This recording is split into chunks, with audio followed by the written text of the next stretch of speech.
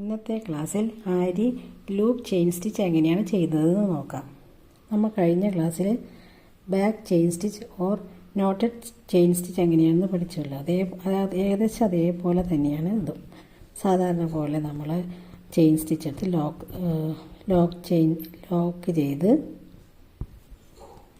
ഒരു long chain stitch എടുത്തിട്ട് ഈ നീഡിലിനെ തിരിച്ച് ഇതിൻ്റെ ആദ്യത്തെ ചെയിൻ്റെ സെൻറ്ററിൽ വീണ്ടും ഒരു ചെയിൻ, വീണ്ടും ലോങ് ചെയിൻ സ്റ്റിച്ച്, തിരിച്ച് ആദ്യത്തെ ചെയിനിൻ്റെ സെൻറ്ററിൽ വീണ്ടും ഒരു ചെയിൻ, ലോങ് ചെയിൻ, ഒരു ബാക്ക് ചെയിൻ,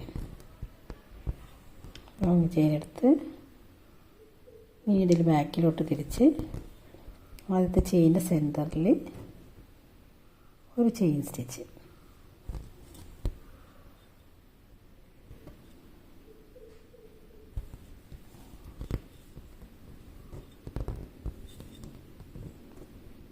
എപ്പോഴും ഒരു മീഡിയം ചെയിനിൽ മീഡിയം ലെങ്ത്തിലുള്ള ചെയിൻ എടുത്ത് ചെയ്തു പോകുന്നതാണ് ഒന്നുകൂടി ഭംഗി.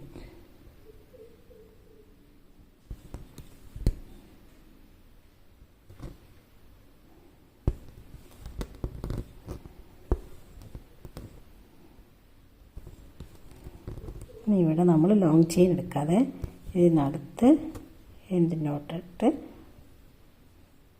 അവസാനിപ്പിക്കണം. ഇനി ഇതെങ്ങനെയാണ് സിൽക്ക് ത്രെഡിൽ ചെയ്യുന്നതെന്ന് നോക്കാം.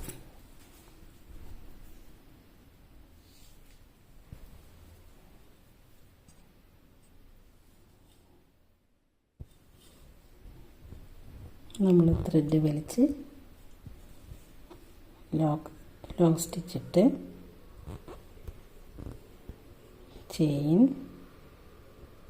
സെൻറ്ററിൽ ബാക്കിലോട്ട് ചെയിൻ, വീണ്ടും ലോങ് ചെയിൻ, നീഡിൽ തിരിച്ച് ഇതിൻ്റെ സെൻറ്ററിലൊരു ചെയിൻ,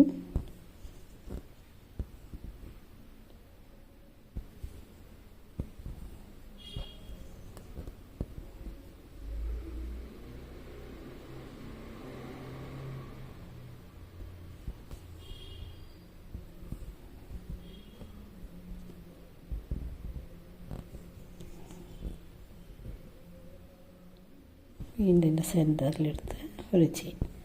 ഇങ്ങനെയാണ് ലൂപ്പ് ചെയിൻ സ്റ്റിച്ച് ചെയ്യുന്നത്.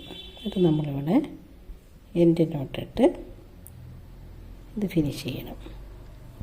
എങ്ങനെയാണ് ലൂപ്പ് ചെയിൻ സ്റ്റിച്ച് ചെയ്യുന്നതെന്ന് എല്ലാവർക്കും മനസ്സിലായിട്ടുണ്ടാവുമെന്ന് വിചാരിക്കുന്നു.